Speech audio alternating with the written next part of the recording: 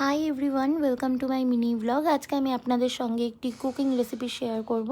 আজকে আমি বানিয়ে নিচ্ছিলাম চিলি চিকেন। চিলি চিকেনের জন্য কিছু নিয়েছিলাম বোনলেস চিকেন, তারপরে একটা ডিম ফাটিয়ে হলুদ গুঁড়ো, লঙ্কা গুঁড়ো, লবণ, আদা রসুন পেস্ট আর একটু কর্নফ্লাওয়ার দিয়ে সুন্দরভাবে ম্যারিনেট করে রেখে দিয়েছিলাম। তারপর কড়াইয়ে তেল গরম করে চিকেনের পিসগুলো কড়াভাবে ভেজে নিয়েছিলাম। যতক্ষণ না লালচে রং না আসছে ততক্ষণ আমাদের চিকেনের পিসগুলো ভাজতে হবে।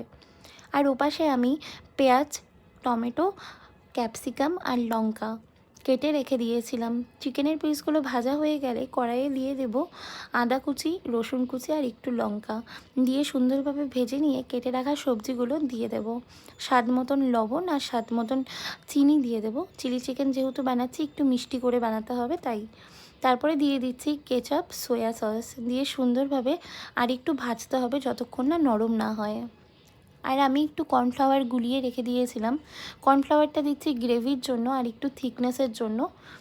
এটা যখন একটু ঠিক হয়ে যাবে তারপরে চিকেনের পিসগুলো আমরা এখানে ছেড়ে দেব। তারপরে 5-7 মিনিট নেড়ে চেড়ে নামিয়ে দিতে হবে। সার্ভ করার আগে আমি একটু স্প্রিং অনিয়ন ওপর দিয়ে দিচ্ছি। খেতে কিন্তু খুবই ভালো হয়েছিল। আপনারা জানাবেন আপনাদের রেসিপিটি কেমন লাগলো। Thanks for watching.